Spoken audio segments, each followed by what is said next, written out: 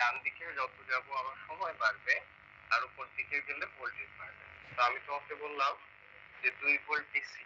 তাহলে যখন শূন্য ছিল, জিরো ছিল, তখন ভোল্টেজ কত ছিল? 2 ভোল্ট। 1 সেকেন্ড পরে ভোল্টেজ কত? 2 ভোল্ট। 1 মিনিট পরে ভোল্টেজ কত? ভোল্ট। 1 ঘন্টা পরে ভোল্টেজ হলো 2 ভোল্ট। তাহলে ডিসিতে কি হতো না, সময়ের সাথে মানের কিন্তু কোনো পরিবর্তন হতো না। ডিসিতে কি থাকে ভাই?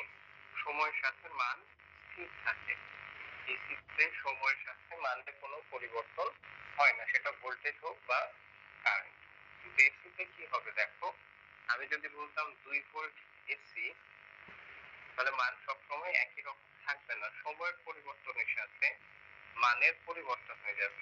2 ভোল্ট এসি মানে সবসময় কিন্তু 2 ভোল্ট নয়, কখনো জিরো ছিল, কখনো ধরো 2 ভোল্ট ছিল, কখনো -2 ছিল, কখনো ধরো 1.75 ছিল, কখনো -1.37 ছিল। এক এক সময় এক এক রকম মান দেখায়। তাহলে এসির সাথে ডিসির মৌলিক পার্থক্য হচ্ছে ডিসিতে সময়ের সাথে মানের কোনো পরিবর্তন হয় না, মান অপরিবর্তিত থাকে। যেখানে এসিতে সময়ের সাথে মানের কি হয়ে যায়? পরিবর্তন হয়ে যায়। ডিসি আর এসির মূল পার্থক্য বা মৌলিক পার্থক্য হচ্ছে ডিসিতে সময়ের সাথে মানের কোনো পরিবর্তন হয় না, সেটা ভোল্টেজ হোক বা কারেন্ট হোক বা অন্য কোনো কোয়ান্টিটি হোক। কিন্তু এসিতে কি হয় ভাই? সময়ের সাথে মানের পরিবর্তন হয়ে যায়, বা সময়ের সাথে মান স্থির নয়, এক এক সময় এক এক রকম মান দেখায়। তাহলে আমরা এসি আর ডিসি কিভাবে বুঝবো? যদি দেখি যে সময়ের সাথে মানের পরিবর্তন হয়ে যাচ্ছে, তাহলে আমরা বলবো এসি। যেমন আমি যদি এই রকমের একটা ভোল্টেজ আঁকি বা কারেন্ট আঁকি, আমাকে বলতে পারো এটা এসি নাকি ডিসি? এটা এসি। কেন? কারণ সময়ের সাথে মানের পরিবর্তন হয়ে যাচ্ছে। আবার এটাকে কি বলবো বলো তো, এসি নাকি ডিসি বলবো? এটাও এসি। কেন? সময়ের সাথে মান স্থির নয়, এক এক সময় এক এক রকম মান দেখাচ্ছে। আবার এইটাও হচ্ছে এসি। হ্যাঁ, এক এক সময় এক এক রকম মান থাকে। তাহলে এসির সাথে ডিসির মৌলিক পার্থক্য হলো কি ভাই? এসির সাথে ডিসির মৌলিক পার্থক্য হচ্ছে ডিসিতে সময় পরিবর্তন হলেও মানের কোনো পরিবর্তন হয় না, মান স্থির থাকে, কনস্ট্যান্ট থাকে। যেখানে এসিতে সময়ের সাথে মানের পরিবর্তন হয়, মান স্থির থাকে না, কনস্ট্যান্ট থাকে না, এক এক সময় এক এক রকম মান দেখায়। তাহলে যদি সময়ের সাথে মানের পরিবর্তন হতে থাকে, আমরা বলবো এসি। আর যদি মানের পরিবর্তন না হয়, মান স্থির থাকে, তাহলে আমরা বলবো ডিসি। এসির সাথে ডিসি মৌলিক পার্থক্য বুঝতে পারছিলেন সবাই? বোঝা যায় কথা? জি ভাইয়া। জি ভাইয়া। আচ্ছা দেখো, এখন এইটাও এসি, এইটাও এসি, এইটাও এসি, এরা সবাই এসি। কেন? কারণ এদের সময়ের সাথে মানের পরিবর্তন হচ্ছে। যদিও এরা সবাই এসি, অবশ্যই এগুলো নিয়েও আমরা কাজ করবো, অবশ্যই এরকম নিয়েও কাজ করবো। তবে এসি সার্কিটে আমরা সব থেকে বেশি কাজ করবো যে ওয়েভটা নিয়ে, যে এসিটা নিয়ে, সেটা দেখতে এরকম হবে। এই রকমের ওয়েভ নিয়ে আমরা এসি সার্কিটে সব থেকে বেশি আলোচনা করব।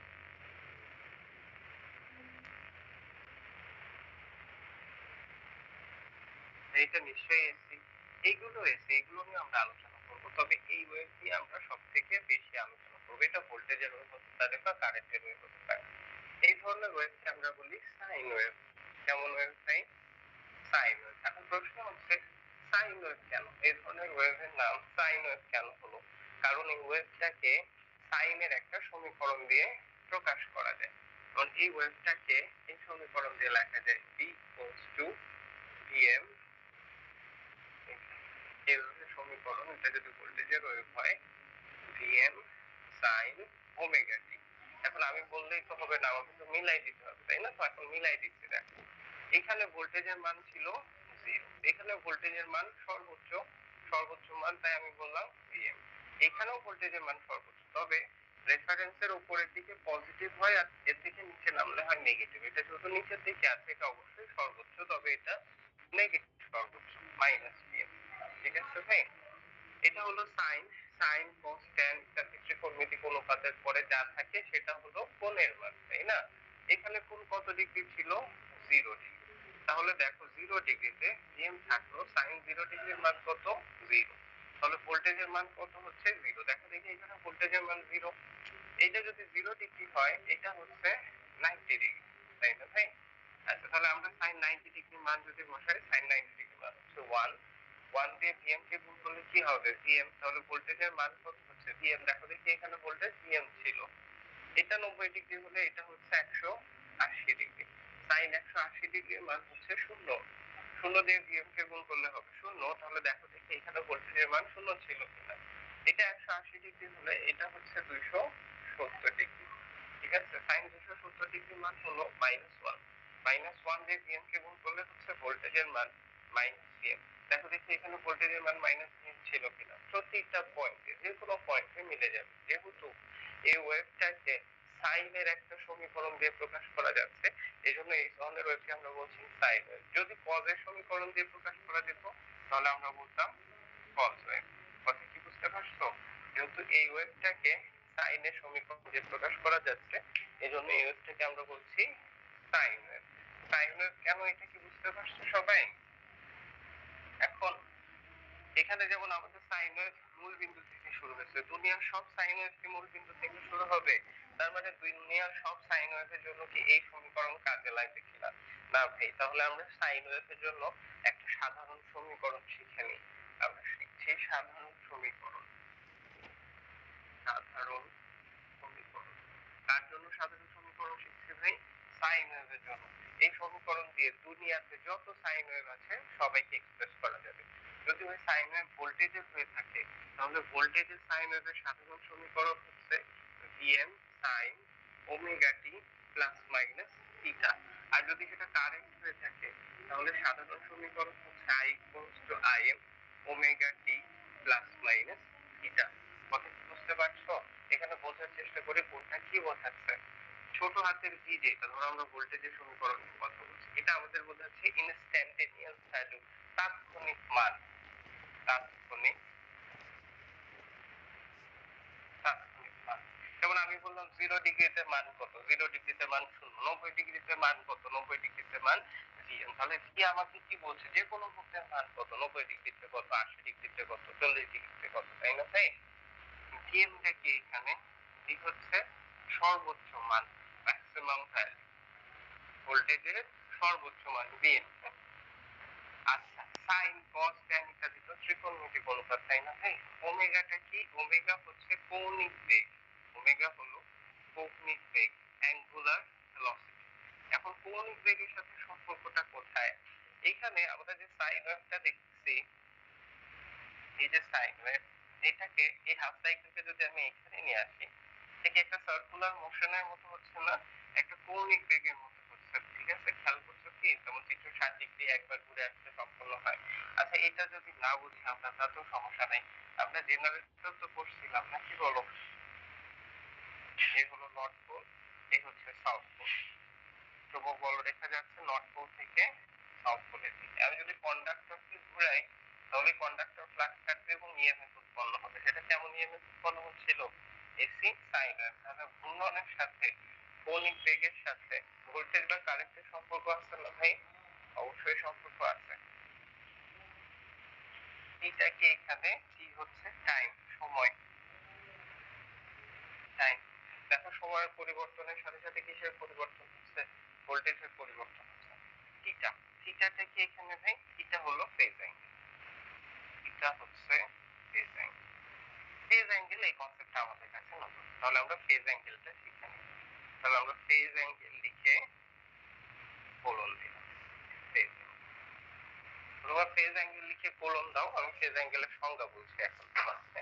এটুকু আগে স্ক্রিনশট নাও, তারপরে ফেজ অ্যাঙ্গেল লিখে কোলন দাও। এটুকু কি বুঝতে পারছো আমি কি বলছি? আমাকে বুঝতে পারছো সবাই? জি ভাইয়া। অ্যাঙ্গেলের সংজ্ঞা বলছি এখন আমরা। ফেজ অ্যাঙ্গেলটা একটু লিখে নাও।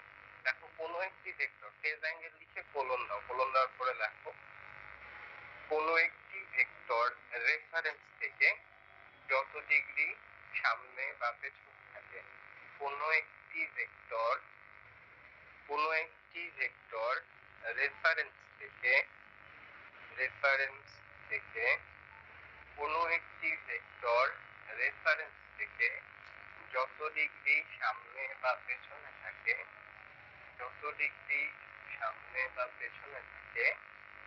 তাকে তার ফেজ অ্যাঙ্গেল থিটা বলে। কোনো একটি ভেক্টর রেফারেন্স থেকে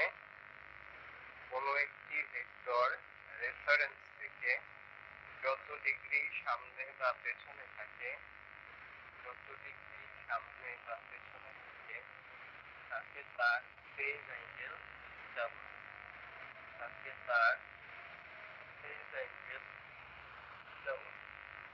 তো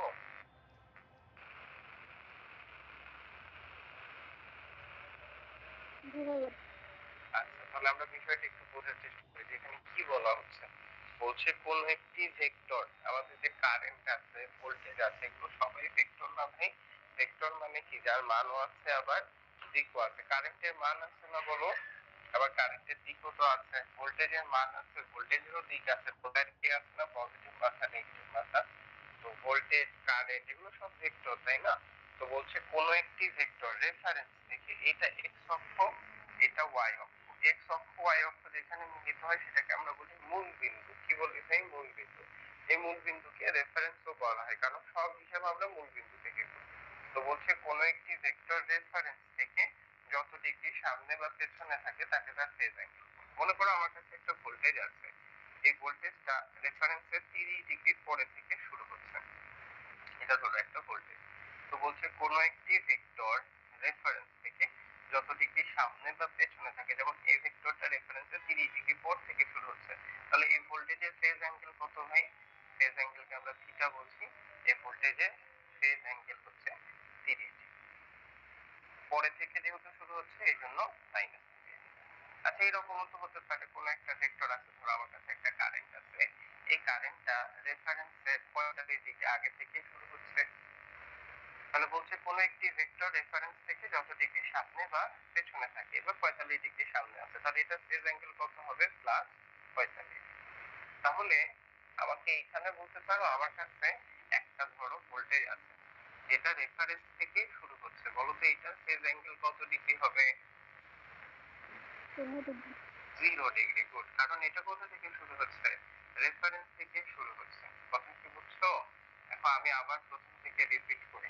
আমরা আমাদের এসি সার্কিটের পড়ার সময় বেশ কয়েক রকমের এসি ওয়েভ দেখবো, তার মধ্যে এই ধরনের ওয়েভ সব থেকে বেশি দেখবো। এই ধরনের ওয়েভকে আমরা বলছি সাইন ওয়েভ। প্রশ্ন হচ্ছে সাইন ওয়েভ কেন? কারণ এই ওয়েভটাকে সাইনের সমীকরণ দিয়ে প্রকাশ করা যায়, এই জন্য এটা হচ্ছে সাইন ওয়েভ। এখন দুনিয়ার সব সাইন ওয়েভ যখন হবে আগে বা পরে থেকে শুরু হতে পারে, এই জন্য আমরা সাইন ওয়েভের সাধারণ সমীকরণ শিখে নিলাম, যেখানে থিটাটা ছিল আমাদের ফেজ অ্যাঙ্গেল। আচ্ছা, এখানে সাইন ওয়েভের সাধারণ সমীকরণ, এটাও তো সাইন ওয়েভ, তাই না? তো এখানে আমরা থিটা লিখি নাই কেন বলো দেখি? কারণ এই যে ওয়েভ আমি আঁকছি, ওটা কোথা থেকে শুরু হচ্ছে? রেফারেন্স থেকে। তাহলে এটার ফেজ অ্যাঙ্গেল কত? 0। এই জন্য এখানে আমি 0 লিখি নাই। কথা কি বুঝতে পারছি ভাই? সাইন ওয়েভ বুঝতে পারছো সবাই? সাইন ওয়েভের সাধারণ সমীকরণ বুঝতে পারছো? এটা মুছে দিই ভাই আমি। জি ভাইয়া। তাহলে এখন আমরা একটা সাইন ওয়েভ দেখে কি তার সমীকরণ লিখতে পারবো না? ধর একটা সাইন ওয়েভ যদি এখন আঁকি, বলি এটা সমীকরণ কি হবে, দেখা যাক আমরা লিখতে পারি কিনা।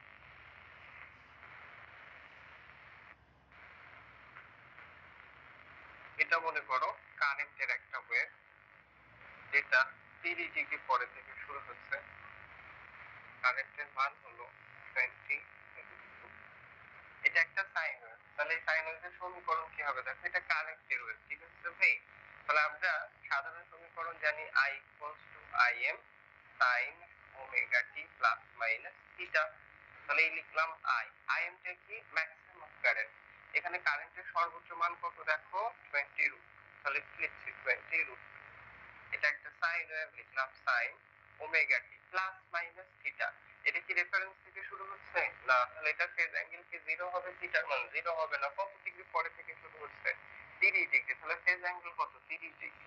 এখন 30 ডিগ্রি পরে থেকে যেহেতু শুরু হচ্ছে, তাহলে কি লিখবো? Minus 30 degree. তাহলে এটা হয়ে গেল এই কারেন্টের ওয়েভের সমীকরণ। তাহলে এখন থেকে আমরা একটা ওয়েভ লিখে কি তার সমীকরণ লিখতে পারবো ভাই? ঠিক ভাইয়া। তাহলে আমি একটা ওয়েভ আঁকি, তোমরা সমীকরণ লেখো দেখি।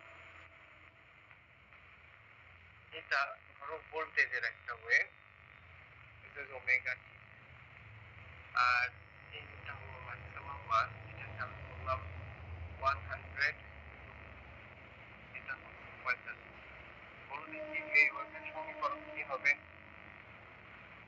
150 sin omega t plus 45 T is equals to 100 to sin omega t plus 45।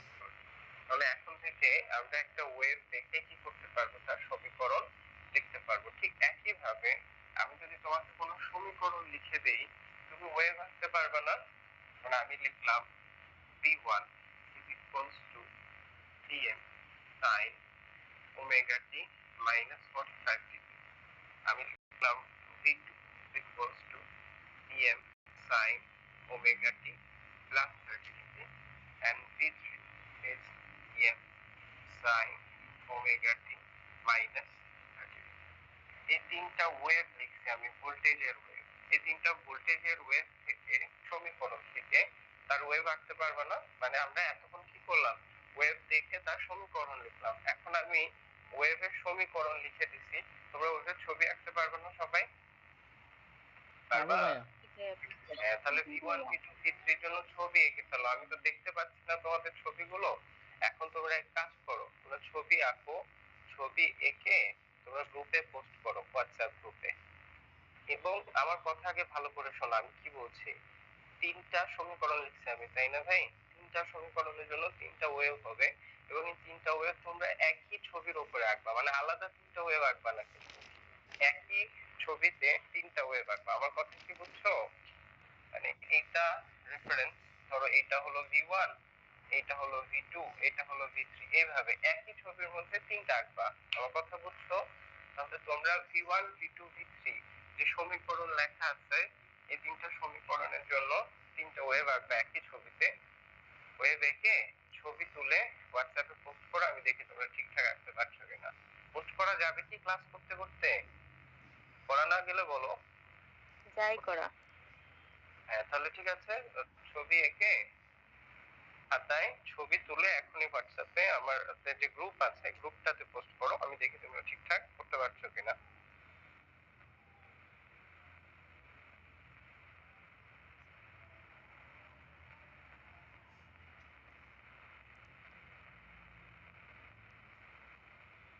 দেখি কে আগে করতে পারে। হ্যাঁ,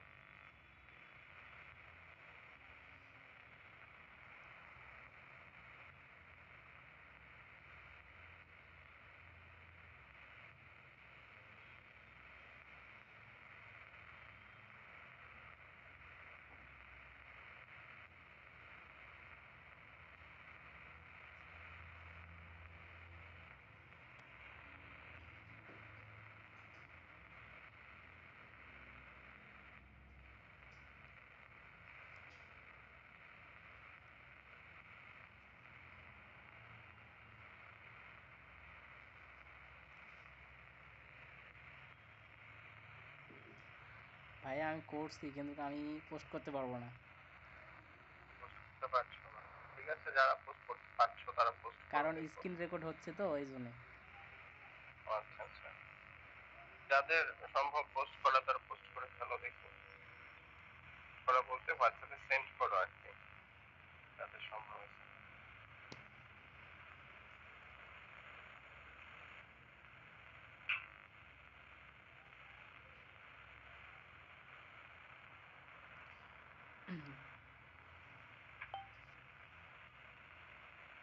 ভাই একটু দেখবেন হয়েছে কিনা। আশফিয়া জাহান ভাইয়া, একটা ছবিতে আঁকতে বলছি আপনাকে, তিনটা ছবি আঁকতে বলি নাই। আমার কথা কি বুঝছেন?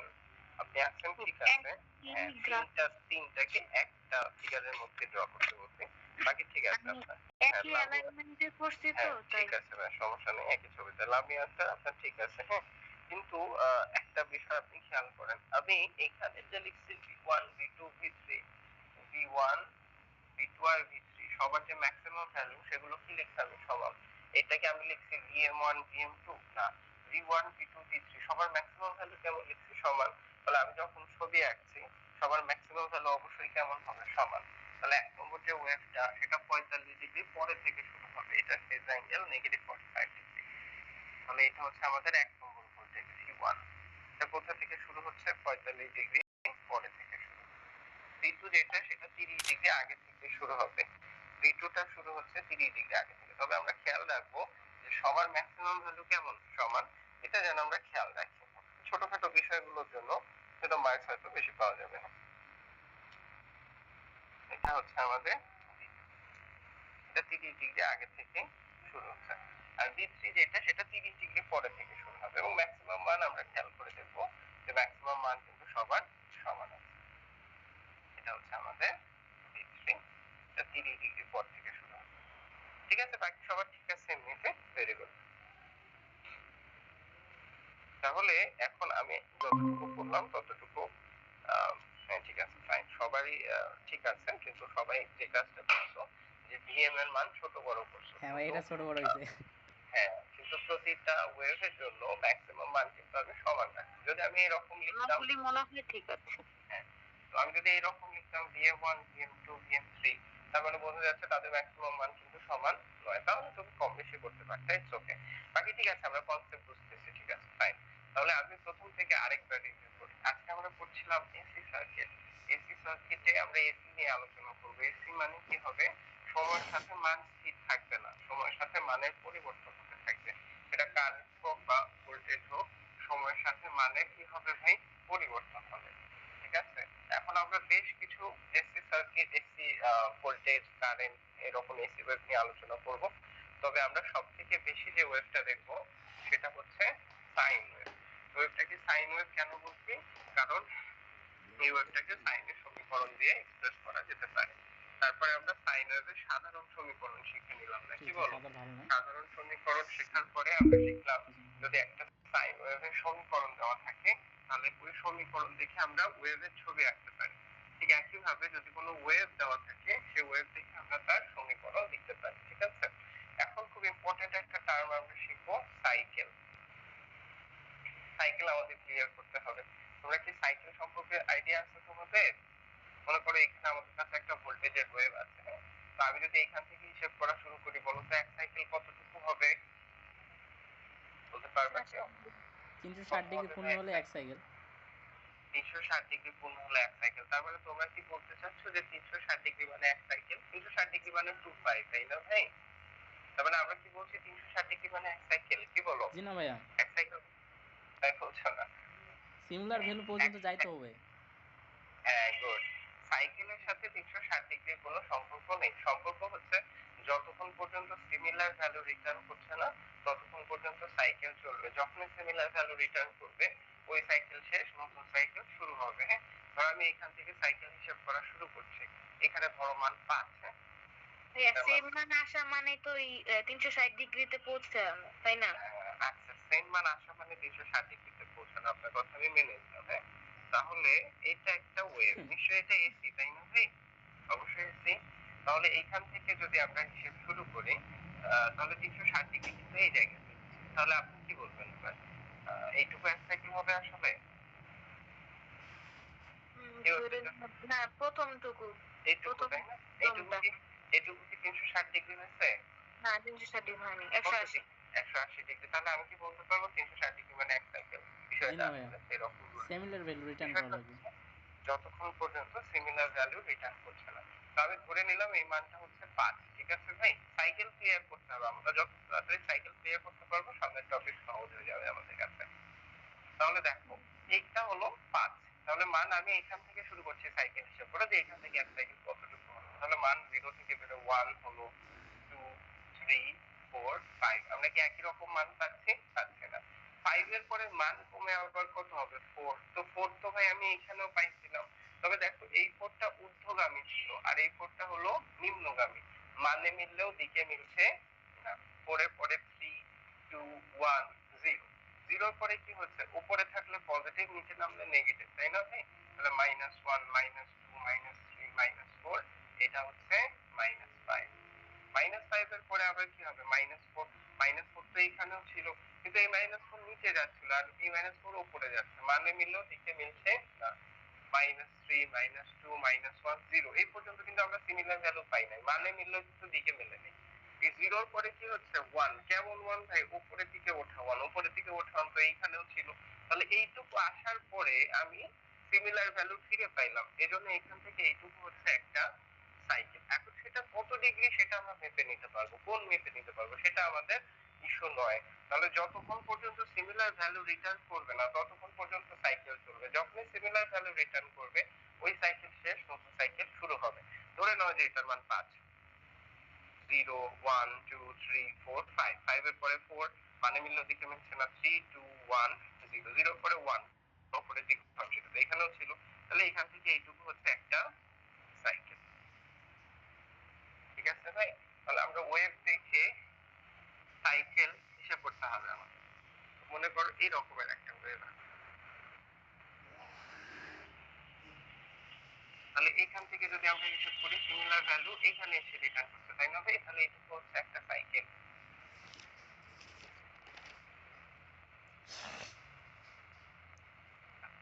এবার দেখি কে বলতে পারে এরকমের একটা ওয়েভ আছে। তাহলে আমি যদি এখান থেকে হিসেব করতে চাই তাহলে এক সাইকেল কতটুকু হবে বলতে পারো? প্রথম ফাঁকা জায়গাটা শেষ হওয়া পর্যন্ত, এইটা না পরে? হ্যাঁ, এতটুকু না? হ্যাঁ। তো এখান থেকে শুরু করলে এইটুকু হচ্ছে একটা সাইকেল। কারণ দেখো এইখানে আসার পরে মান 0 হয়ে যাচ্ছে, এই পর্যন্ত তো 0ই ছিল, এখানে আসার পরে আমি পাচ্ছি 1, কেমন 1? উপরের দিকে উঠবো, সেটা তো এখানেও পাইছিলাম। তাহলে এইটুকু হচ্ছে একটা সাইকেল। আচ্ছা, নট নেসেসারিলি যে সাইকেল আমাকে 0 থেকে হিসেব করতে হবে, আমি যেইখান থেকে খুশি সাইকেল হিসেব করতে পারি, কোনো প্রবলেম নেই। দেখো আমি এখান থেকে সাইকেল হিসেব করতে চাই যে এখান থেকে এক সাইকেল কতটুকু হবে, খেয়াল করি আমাদের সিমিলার ভ্যালু রিটার্ন করছে কিনা। সিমিলার ভ্যালু কি রিটার্ন করছে? এইখানে আসার এখানে পরে এসে এক সিমিলার সাইকেল। Value return. হ্যাঁ, তাহলে আমরা যদি এইখান থেকেও হিসাব করতে চাই হিসাব করতে থাকবো, যতক্ষণ পর্যন্ত সিমিলার ভ্যালু রিটার্ন করছে না সাইকেল চলবে, যখন সিমিলার ভ্যালু রিটার্ন করছে ওই সাইকেল শেষ, নতুন সাইকেল শুরু হয়ে গেল। এটি সাইকেল ক্লিয়ার বুঝছি ভাই? এখন সেটা কত ডিগ্রি হবে, ব্যবধান কত সেটা আমরা হিসাব করে নেবো, সেটা আমাদের ইস্যু হবে না কখনোই। এটা কি বুঝতে পারছো সবাই? জি ভাইয়া, বুঝতে পারছি। স্ক্রিনশট লাগলে নিয়ে নাও, আমি নেক্সট টপিকে। সাইকেল ক্লিয়ার তো সবাই একদম? ফাইন, কেমন ছিল?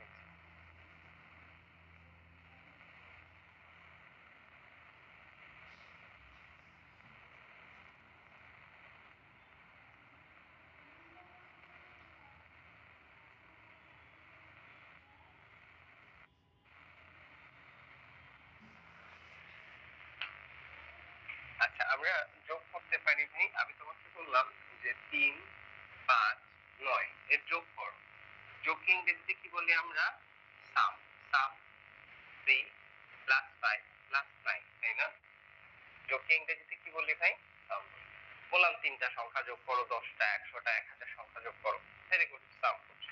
এখন আমি তোমাকে বললাম যে আমার যে হোয়াইট বোর্ড আছে এখানে, এই হোয়াইট বোর্ডের ভেতরে যতগুলো পরমাণু আছে সবগুলো পরমাণুকে যোগ করো। এখন আমাকে বলো দেখি ভাই, হোয়াইট বোর্ডের ভেতরে কতগুলো পরমাণু আছে? অসংখ্য। অসংখ্য পরমাণু আছে। হ্যাঁ, good. আমি বললাম আমাদের যে মিল্কি ওয়ে গ্যালাক্সি আছে, আকাশগঙ্গা যে গ্যালাক্সি আছে, এই গ্যালাক্সিতে কতগুলো নক্ষত্র আছে সবগুলো নক্ষত্রকে যোগ করো। তাহলে আমাদের গ্যালাক্সিতে কতগুলো নক্ষত্র আছে ভাই? অসীম সংখ্যক, অসংখ্য জিনিস। অথবা আমি বললাম আমাদের এই ক্লাসরুমের ভেতরে যতগুলো বালু কণা আছে তাদেরকে যোগ করো। তাহলে কতগুলো বালু কণা আছে? তাহলে যদি অসংখ্য জিনিস, অসংখ্য ক্ষুদ্র জিনিস আমরা যোগ করতে যাই তাহলে সাধারণ যোগে আর কাজ হবে না। তাহলে আমরা সামের যে এস আছে এটাকে টান দিয়ে লম্বা করে দিলাম, তাহলে সাম হয়ে গেল সামেশন। তাহলে কেমন যোগ করতে হবে আমাদের বলো দেখি? লম্বা যোগ করতে হবে। কখন ছোট যোগ করতে হয়, কখন লম্বা যোগ করতে হয়, বুঝতে পারছো? আমি বললাম 3, 5, 7, 9 যোগ করো, ঠিক আছে সাম। তা আমি বললাম আমাদের এই রুমের ভেতরে যতগুলো বালু কণা আছে সবাইকে যোগ করো। তাহলে কি আর এই সামে কাজ হবে নাকি লম্বা যোগ করতে হবে আমাদের?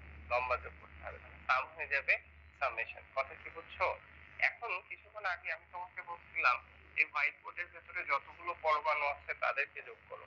এবার আমি তোমার কাজটা সহজ করে দিচ্ছি, আমি তোমাকে সীমাটা টেনে দিচ্ছি যে হোয়াইট বোর্ড পুরোটা হিসাব করার দরকার নেই, এই হোয়াইট বোর্ডের 2 মিটার থেকে 5 মিটারের মধ্যে যতগুলো পরমাণু আছে তাদেরকে যোগ করো। তাহলে এবার আমি কি টেনে দিচ্ছি, তোমাকে লিমিট টেনে দিচ্ছি, সীমানা টেনে দিচ্ছি, তাই না? তাহলে এটা হলো ইন্টিগ্রেশন উইথ লিমিট। কত থেকে কত যোগ করতে হবে?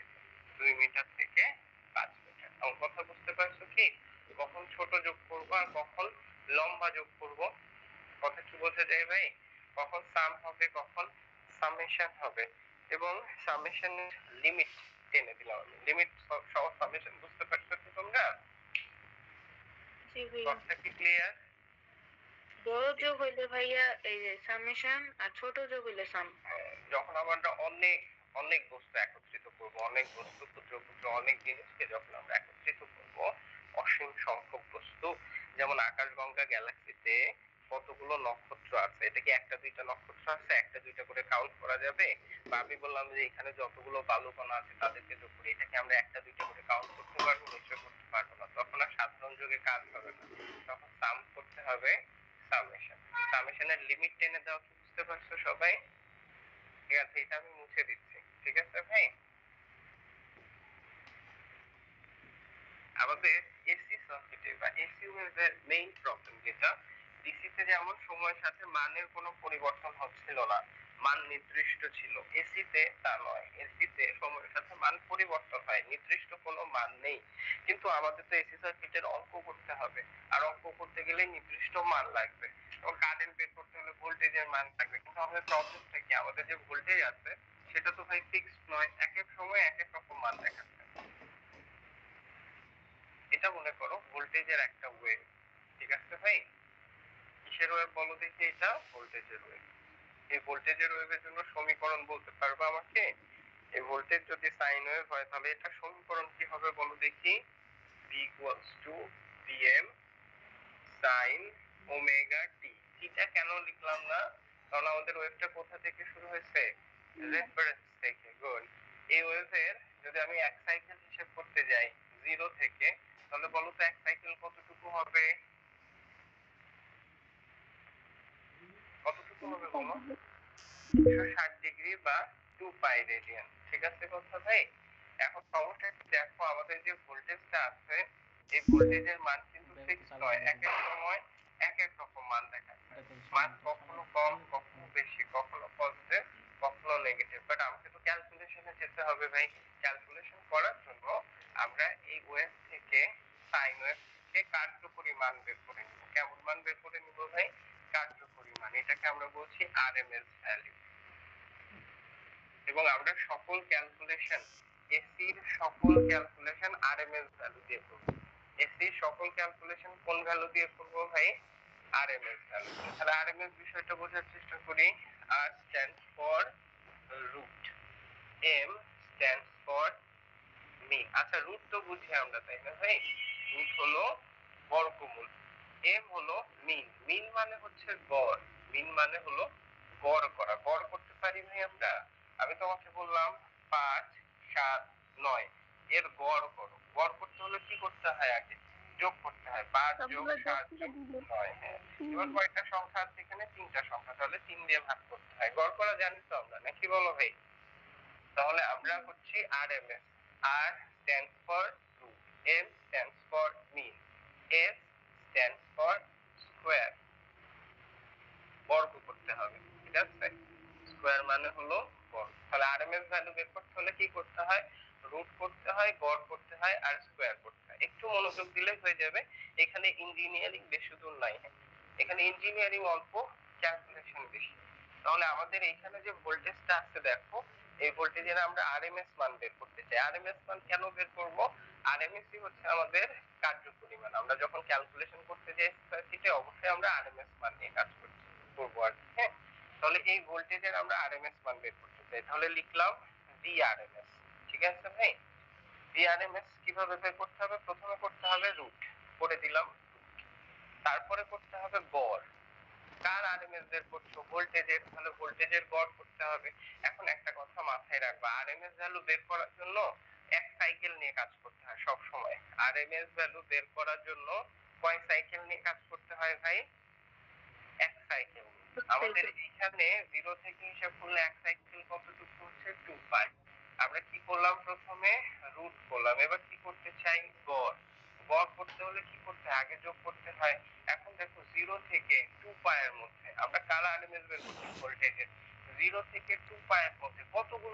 আছে আমাকে বলতে পারো? আচ্ছা মনে করো এই ভোল্টেজের মান 5, 0 থেকে 5 এর মধ্যে কয়টা ভোল্টেজ আছে ভাই বলতে পারবো আমাকে? অনেকগুলো ভোল্টেজ। 0 থেকে 1 এর মধ্যে কতগুলো ভোল্টেজ আছে? অসংখ্য ভোল্টেজ আছে। 0 থেকে 1, 0 থেকে 0.00001 এটাও একটা ভোল্টেজ, 0.00002 এটাও একটা ভোল্টেজ। তো 0 থেকে 1 পর্যন্ত কতগুলো ভোল্টেজ নেওয়া যায়? অসংখ্য ভোল্টেজ নেওয়া যায়। তো 0 থেকে 5 পর্যন্ত কতগুলো ভোল্টেজ নেওয়া যায়? অসংখ্য ভোল্টেজ নেওয়া যায়। তাহলে 0 থেকে 2 এর মধ্যে কতগুলো ভোল্টেজ আছে ভাই? অসংখ্য ভোল্টেজ আছে। গড় করতে হলে তাকে যোগ করতে হয়। তাহলে 0 থেকে 2 পর্যন্ত যতগুলো ভোল্টেজ আছে সবাইকে যোগ করতে হলে কি সাধারণ যোগে কাজ হবে নাকি লম্বা যোগ করতে হবে? কেমন যোগ করব আমরা? লম্বা যোগ। হ্যাঁ, কত থেকে কত পর্যন্ত যোগ করব? 0 থেকে 2 পর্যন্ত। আরএমএস ভ্যালু বের করার জন্য এক সাইকেল নিয়ে আমরা কাজ করি। তাহলে 0 থেকে 2 কাকে যোগ করব ভাই? কার আরএমএস বের করছি? ভোল্টেজের। তাহলে ভোল্টেজকে যোগ করব। লিখলাম। এই যোগ কারোর সাপেক্ষে করতে হয়। আমাদের যে ভোল্টেজ আছে সেটা কার সাপেক্ষে পরিবর্তিত হচ্ছে? ওমেগা টি এর সাপেক্ষে। ওমেগা টি চেঞ্জ হয়ে যাচ্ছে জন্য একটু ভোল্টেজের মান পরিবর্তন হয়ে যাচ্ছে। তাহলে এই যোগ কারোর সাপেক্ষে করতে হয়, আমরা ওমেগা টি এর সাপেক্ষে করছি। তাই এটা তো যোগ হয়েছে, গড় তো এখনো হয়নি। গড় করতে হলে কি করতে হয়? যোগ করার পরে ভাগ করতে হয়। 0 থেকে 2 দূরত্ব কত বলতে পারবা? দূরত্ব বের করা শিখছিলাম কি আমরা? সংখ্যা রেখা জানি, বলো দেখি। 1 2 3 -1 -2 তোমরা কি দূরত্ব বের করতে জানো? আমি বললাম -2 থেকে 1 এর দূরত্ব কত বের করতে পারবা? দূরত্ব বের করতে হয় সবসময় বড় সংখ্যা বিয়োগ ছোট সংখ্যা। -2 থেকে 1 এর দূরত্ব, তাহলে বড় কে? 1 থেকে -2 এর দূরত্ব। 1 থেকে মানে বিয়োগ -2, তাহলে দূরত্ব কত হচ্ছে? 3। দেখো দূরত্ব 3 হচ্ছে কিনা। 1 2 3। আমি বললাম 2 থেকে 7 এর দূরত্ব কত বলতে পারবে? তাহলে 2 থেকে 7 এর দূরত্ব কত হবে? 2, হ্যাঁ 2 থেকে 7 এর দূরত্ব হচ্ছে 7 বিয়োগ 2 মানে হলো 5। তাহলে বলো তো 0 থেকে 2 এর দূরত্ব কত? 2 -0। তাহলে আমরা কি করছি বলতো? আরএমএস ভ্যালু বের করছি। ভাই এইটুকুতে ইঞ্জিনিয়ারিং আছে, এরপরে কোনো ইঞ্জিনিয়ারিং না। আমরা কিছুটা যোগ বিয়োগ করবো, কিছুটা ক্যালকুলেশন করবো, কাজ হয়ে যাবে। প্রথমে কি করলাম? আমরা রুট করলাম, রুট করে দিছি। এবার কি করতে হবে? গড়। গড় করার জন্য যোগ করতে হয়। এখন 0 থেকে 2 এর মধ্যে তো অসংখ্য ভোল্টেজ আছে, এজন্য আমরা লম্বা যোগ করলাম। কাকে যোগ করলাম? ভোল্টেজ। এই যোগটা ওমেগা টি এর সাপেক্ষে করলাম, কারণ ভোল্টেজ চেঞ্জ হচ্ছে ওমেগা টি এর জন্য। কিন্তু এটা তো ভাই গড় হয়নি, যোগ হয়েছে। গড় করতে হলে কি করতে হবে? ভাগ করতে হবে। ভাগ করে দিছি। লাস্ট টার্মটা কি? স্কয়ার। আমরা আরএমএস ভ্যালু কার বের করছি? ভোল্টেজের। তাহলে কার মাথার উপর স্কয়ার দিব? ভোল্টেজের মাথার উপরে স্কয়ার দিয়ে দিই। এইটুকু কি বুঝতে পারছো? এইটুকু বুঝলে আমাদের কাজ শেষ। এরপরে ইঞ্জিনিয়ারিং আর কিছু নাই। আমরা কিছুটা ক্যালকুলেশন, কিছুটা যোগ বিয়োগ করে নিব, কাজ হয়ে যাবে। এইটুকু কি বুঝতে পারছো সবাই? জি ভাইয়া। এটুকু স্ক্রিনশট নিয়ে ফেলো তাহলে।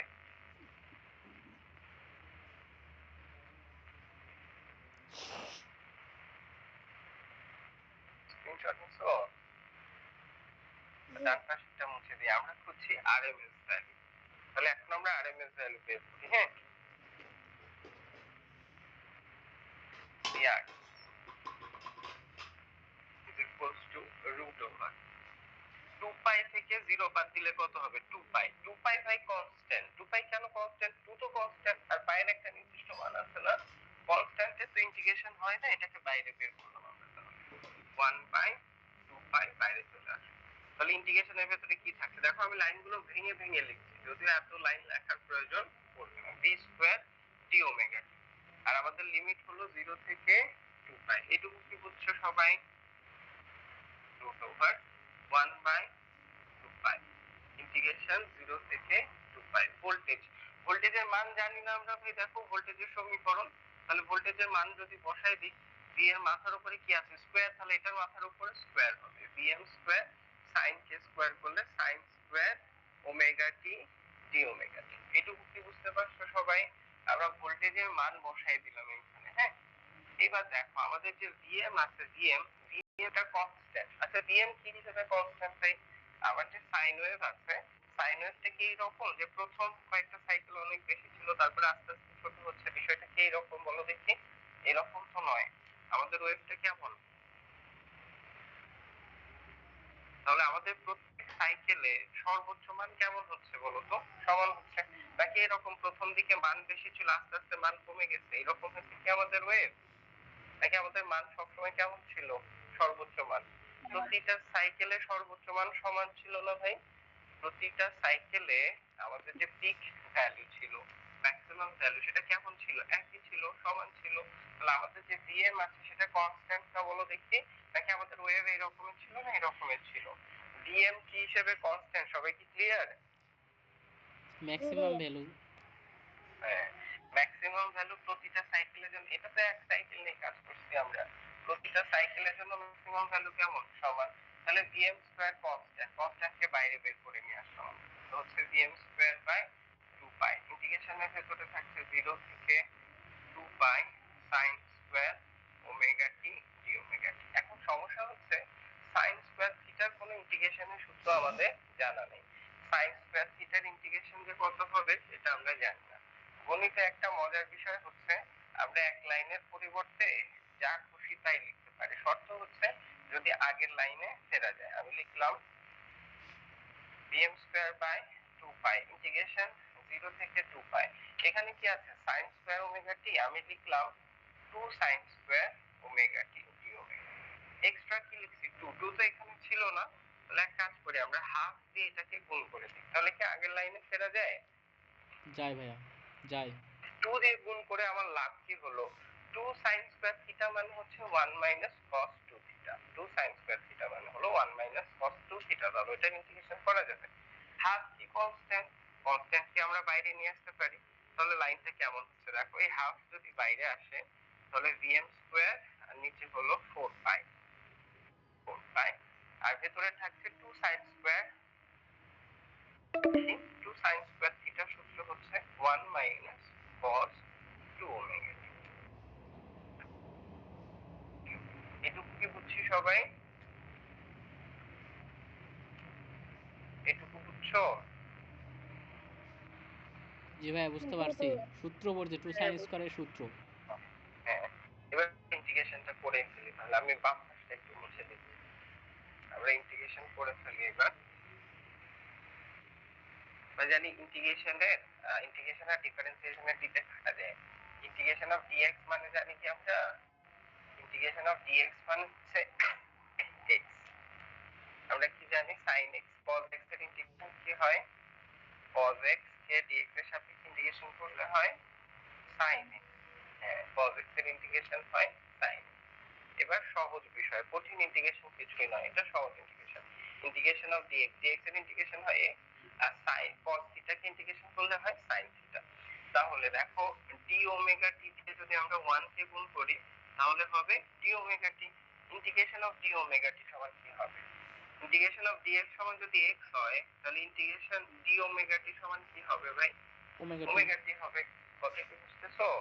তাহলে d ওমেগা t দিয়ে 1 কে গুণ করলে d ওমেগা t হবে, আর এটাকে ইন্টিগ্রেশন করলে কি হবে? Omega t। তাহলে এইখানে আমাদের থাকছে root vm square by 4 pi. Integration করে ফেলছি আমরা। d ওমেগা t আর 1 গুণ করলে হচ্ছে d omega t। Integration of dx মানে যদি x হয় তাহলে integration of d omega t মানে কি হবে? Omega t। এই লিখলাম ওমেগা t। তারপরে এখানে কি আছে ভাই? মাইনাস, লিখলাম মাইনাস। এটা কি? cos 2 omega t। cos x এর ইন্টিগ্রেশন হয় sin x, তাহলে cos 2 ওমেগা t এর ইন্টিগ্রেশন করলে হবে sin 2 ওমেগা t। কিন্তু দেখো ভাই আমরা ইন্টিগ্রেশন করছি কার সাপেক্ষে? ওমেগা t এর সাপেক্ষে। তো এখানে ওমেগা t নয়, cos 2 ওমেগা t আছে, করছি ওমেগা t এর সাপেক্ষে, এখানে আছে 2 ওমেগা t। অতিরিক্ত কি আছে? 2, তাহলে 2 দিয়ে নিচে ভাগ করতে হবে আমাদের। এটার লিমিট হচ্ছে 0 থেকে পাই।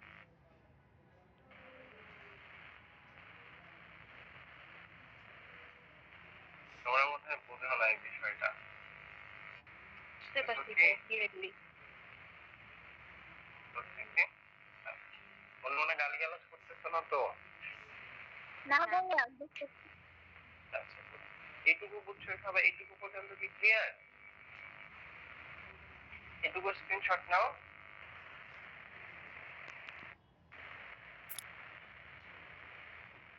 স্ক্রিনশট নেওয়া শেষ? জি। আচ্ছা, এবার আমরা লিমিট বসাবো, তাই না? লিমিট কিভাবে বসাতে হয়? আপার লিমিট মাইনাস লোয়ার লিমিট। আমি এখানে খেয়াল করছি কি, দেখো এখানে আমাদের আপার লিমিট হলো 2 পাই, sin 2 ওমেগা টি জায়গায় 2 পাই বসাবো, তাহলে 2 ইনটু 2 পাই মানে 4 পাই, sin 4 পাই এর মান 0। আবার যখন আমি লোয়ার লিমিট 0 বসাবো, sin 2 ইনটু 0 মানে 0, তাহলে sin 0 ডিগ্রি মানে তো 0। তাহলে এই sin এর পরে আমি আপার লিমিট 2 পাই বসালেও 0 হচ্ছে, লোয়ার লিমিট 0 বসালেও 0 হচ্ছে, তাহলে এই অংশটুকুর মান সবসময় কি হয়ে যাচ্ছে? 0। এটাতে আমি আপার লিমিট 2 পাই বসালেও 0 হচ্ছে, লোয়ার লিমিট 0 বসালেও 0 হচ্ছে, তাহলে এখানে লিমিট বসানোর প্রশ্নই আসে না। আমরা শুধু শুধু কেন লিমিট বসাবো এটাতে? তাহলে ওইটা আমরা বাদ দিয়ে দিলাম। bm square by 4 pi omega t, এটার লিমিট হলো 0 থেকে 2 পাই। এই হিসাবটা কি বুঝছো? sin 2 ওমেগা টি বাই 2 পাই, এটাতে আমরা আপার লিমিট 2 পাই বসালেও 0 হচ্ছে, লোয়ার লিমিট 0 বসালেও 0 হচ্ছে, এই জন্য আমি লিমিট বসাচ্ছি না এখানে। তাহলে থাকছে কি আমাদের? শুধু ওমেগা টি। তাহলে এবার আমরা লিমিট বসাই ফেলি। bn square by 4 pi, upper limit omega t এর জায়গায় বসাইলাম 2 pi minus lower limit omega t এর জায়গায় বসাচ্ছি 0। তাহলে 2 পাই মাইনাস 0 কি হবে? 2 পাই। এবার দেখো পাই পাই কাটা যাচ্ছে 2 এর সাথে, 4 কাটা গেলে হচ্ছে 2। তাহলে bm স্কয়ার কে রুট করলে হবে bm, আর 2 কে রুট করলে হচ্ছে root। তাহলে আমরা ফাইনালি কি পেলাম? আমাদের যে ভোল্টেজ আছে, ভোল্টেজের আরএমএস ভ্যালু, Vrms হচ্ছে bm বাই, একটা লাইন লেখার জন্য কতগুলো কথা বলতে হলো, নাকি বলো? সরাসরি প্রথমে বলে দিলেই হতো, এত ঝামেলা কি করে? আচ্ছা, এই লাইনটাকে যদি তুমি একটু সামনের দিকে বাড়াও, উপরে ধরো 1 আর নিচে √1 বাই √2 মানে দেখো 0.707 vm হবে। তাহলে Vrms সমান আমরা 0.707 vm ও লিখতে পারি। এখন এই মানটাকে যদি তুমি পার্সেন্টেজে বসাও, তাহলে দেখবা 70.7% আসবে। এটা কিন্তু খুব ইম্পর্টেন্ট এমসিকিউ। সেটা হচ্ছে কোন ভোল্টেজের আরএমএস সাইন ওয়েভের জন্য আরএমএস ভ্যালু হচ্ছে ম্যাক্সিমাম ভ্যালু 0.707 গুণ অথবা 70.7%। 0.707 গুণ অথবা 70.7% তার ম্যাক্সিমাম ভ্যালু। আরএমএস ভ্যালু হচ্ছে ম্যাক্সিমাম ভ্যালু 70.7% বা 0.707। আচ্ছা, এটা ভোল্টেজ না হয়ে যদি ভাই কারেন্ট হতো, তাহলে কি হিসেব আলাদা হতো? অবশ্যই নয়, একই হিসেব হতো। তাহলে ভোল্টেজের আরএমএস ভ্যালু হলো Vm বাই √2, তাহলে কারেন্টের আরএমএস ভ্যালু হতো Im বাই √2, অথবা 0.707 Im অথবা 70.7%, 70.7% Im। কথা কি বুঝছি ভাই?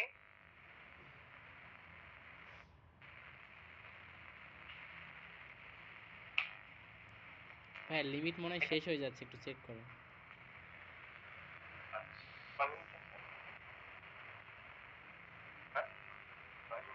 আচ্ছা, 9 মিনিট। আচ্ছা ঠিক আছে, এটুকু লেখা শেষ কি? জি ভাইয়া। Good। তাহলে আমরা একটা ভোল্টেজ দেখে তার আরএমএস ভ্যালু কিন্তু এখন বের করতে পারবো। এটা আমি মুছে দিচ্ছি, হ্যাঁ মুছে দিই ভাই এটা।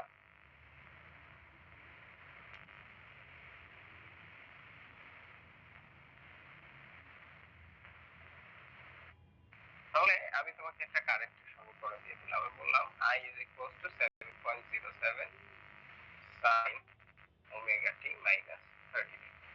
ঠিক আছে, এটার আরএমএস ভ্যালু কত হবে? কারেন্টের আরএমএস ভ্যালু হচ্ছে আমরা, তো আমরা একটু সাধারণ সমীকরণের সাথে মিলাই। I equals to Im sin omega T plus minus theta. তাহলে আরএমএস মানে কি বলতো? Im by √2। এখানে ম্যাক্সিমাম কারেন্টের মান কত? Im এর মান কত? 7.07। তাহলে আরএমএস ভ্যালু আমরা কি লিখবো? 7.07 বাই √2। তবে এইখানে ফ্যাক্টটা হলো আরএমএস ভ্যালু সমান Vm বাই √2। এটা যে আমরা প্রমাণ করলাম, এটা প্রমাণ করার জন্য আমরা যে ওয়েভ নিয়ে কাজ করছিলাম, সেই ওয়েভের ফেজ অ্যাঙ্গেল কত ছিল? 0। বাট এখানে যে কারেন্টটা দেওয়া আছে তার ফেজ অ্যাঙ্গেল আসছে না ভাই? তাহলে অবশ্যই আরএমএস ভ্যালু বের করার পর আমাদের কি লিখতে হবে? ফেজ অ্যাঙ্গেল লিখতে হবে। এখানে ফেজ অ্যাঙ্গেল কত ডিগ্রি? -30 ডিগ্রি। তাহলে -30 ডিগ্রি 7.07, এটা করলে কত আসে? 5 আসে, -30। আমার কথা কি বুঝছো? আমরা আমরা যখন আরএমএস ভ্যালু সমান vm/√2 বা m/√2 প্রমাণ করছিলাম, তখন যে ওয়েভ নিছিলাম সেটা তো ফেজ অ্যাঙ্গেল ছিল না, ফেজ অ্যাঙ্গেল 0 ছিল। এজন্য আমরা যে আরএমএস ভ্যালু বের করছি সেটাতে কোনো ফেজ অ্যাঙ্গেল আসেনি। তবে তোমাদের বের করতে বলা হচ্ছে এখানে এটা যেহেতু ফেজ অ্যাঙ্গেল আসে, এজন্য আরএমএস ভ্যালুতে আমরা ফেজ অ্যাঙ্গেল লিখছি। আবার কথা কি ক্লিয়ার একদম সবাই? একদম ক্লিয়ার? জি ভাইয়া, বুঝতে পারছি। ঠিক আছে, তাহলে আমি যদি তোমাদের এখানে একটা ভোল্টেজ দিয়ে দিই,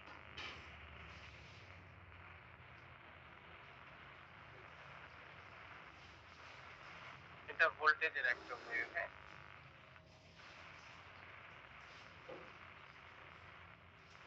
তাহলে বলো তো এই ভোল্টেজের আরএমএস ভ্যালু কত হবে?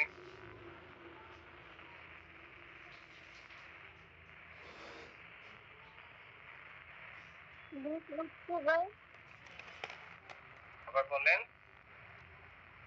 20√2/√2 vm/√2। আর এখানে ফেজ অ্যাঙ্গেল আছে যে জি ভাইয়া, ফেজ 30 অ্যাঙ্গেল ডিগ্রি। 30 ডিগ্রি। এটা লিখতে হবে। প্লাস 30 30 ডিগ্রি না মাইনাস?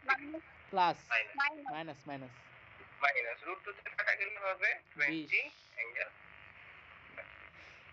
কথা কি বুঝছি ভাই? তাহলে আমরা যে কোনো সাইন ওয়েভ থেকে কি ভ্যালু বের করতে পারবো এখন? RMS value. ভাইয়া একটা কোশ্চেন ছিল। হ্যাঁ বলেন বলেন।